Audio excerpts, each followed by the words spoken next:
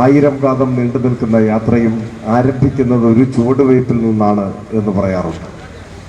ഒരു തുടക്കമാണ് പിന്നീടുള്ള മഹാപ്രയാണത്തിന് പ്രേരകമായി മാറുക. തുടങ്ങി വെച്ചാൽ തുടർന്നുള്ള യാത്ര സ്വാഭാവികമായി സംഭവിക്കുന്നതാണ്. നിലമ്പൂർ നിയമസഭാ ഉപതെരഞ്ഞെടുപ്പിന്റെ LDF സ്ഥാനാർത്ഥി പര്യടന പരിപാടി ഇന്ന് കാലത്ത് അമരമ്പലം സൗത്തിൽ നിന്ന് ആരംഭിച്ചാണ് ഇപ്പോഴിവിടെ എത്തിച്ചേർന്നിട്ടുള്ളത്.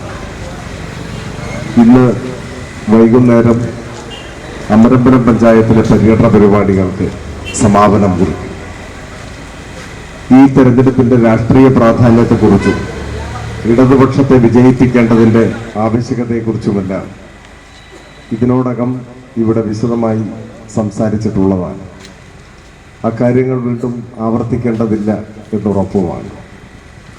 ഇവിടെ ഒത്തുകൂടിയിട്ടുള്ള എല്ലാവരോടും എനിക്ക് അഭ്യർത്ഥിക്കാനുള്ളത്, ചിലർ ഈ ഉപതെരഞ്ഞെടുപ്പിനെ വിലയിരുത്തിക്കൊണ്ട് കാലാവധി തീരാറായ നിയമസഭയിലേക്ക് നടക്കുന്ന ഒരു തിരഞ്ഞെടുപ്പായതിനാൽ ആര് ജയിച്ചാലും വലിയ അത്ഭുതങ്ങളൊന്നും ചെയ്യാൻ സമയമില്ല, അതുകൊണ്ട് ഇതിലൊന്നും വലിയ കാര്യമില്ല എന്ന് പറയുന്നുണ്ട്. അത് തീർത്തും തെറ്റായ ഒരു വിശകലനമാണ്.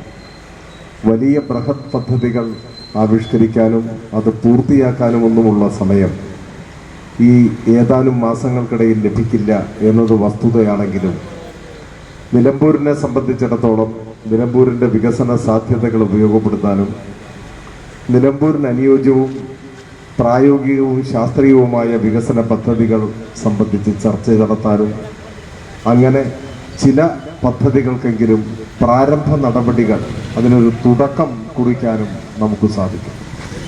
1000 കാതം നീണ്ടു നിൽക്കുന്ന യാത്രയും ആരംഭിക്കുന്നത് ഒരു ചുവടുവയ്പിൽ നിന്നാണ് എന്ന് പറയാറുണ്ട്. ഒരു തുടക്കമാണ് പിന്നീടുള്ള മഹാപ്രയാണത്തിന് പ്രേരകമായി മാറുക. തുടങ്ങി വെച്ചാൽ തുടർന്നുള്ള യാത്ര സ്വാഭാവികമായി സംഭവിക്കുന്നതാണ്. അപ്പോൾ ഒരു ആധുനിക നിലമ്പൂരിനെ സൃഷ്ടിക്കുന്നതിന് അസ്ഥിവാരമിടാൻ ചില പുതിയ തുടക്കങ്ങൾക്ക് തീർച്ചയായും ഉള്ള സമയമുണ്ട്.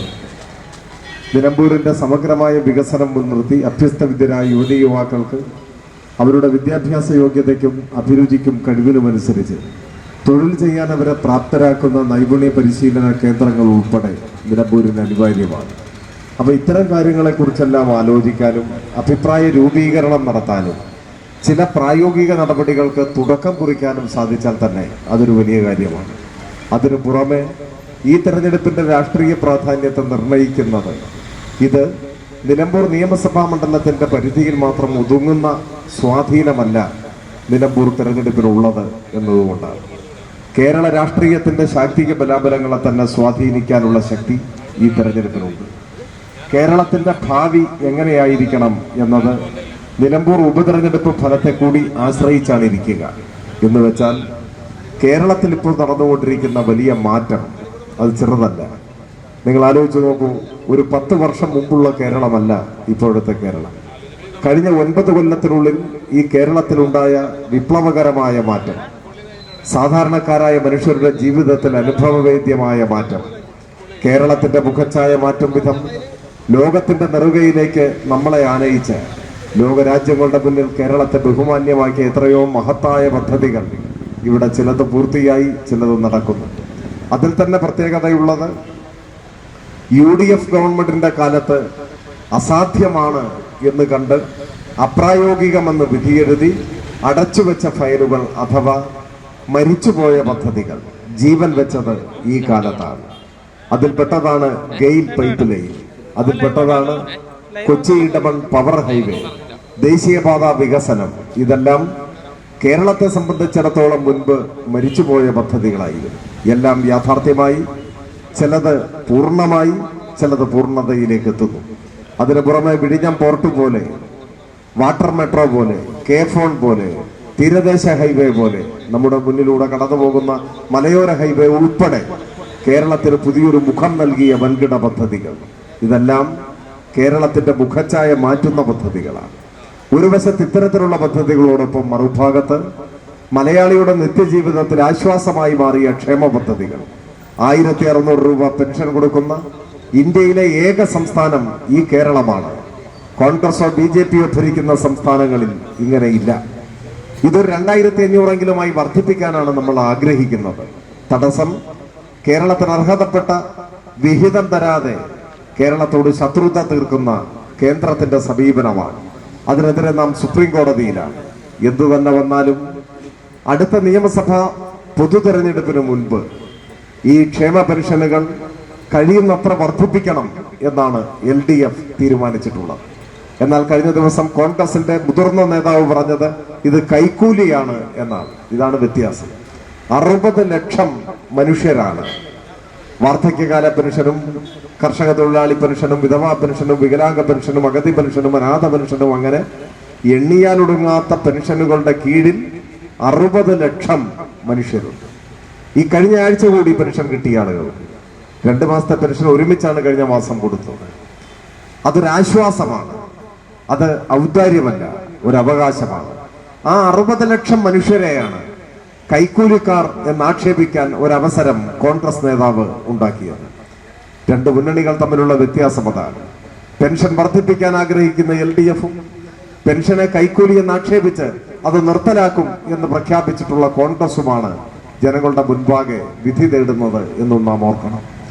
ക്ഷേമ പെൻഷന്റെ കാര്യത്തിൽ മാത്രമല്ല, ലൈഫ് വീടില്ലാത്തവർക്ക് 5 ലക്ഷം വീടുകളാണ്. 5 ലക്ഷം വീടുകൾ നിർമ്മിച്ച് കൈമാറുന്നു.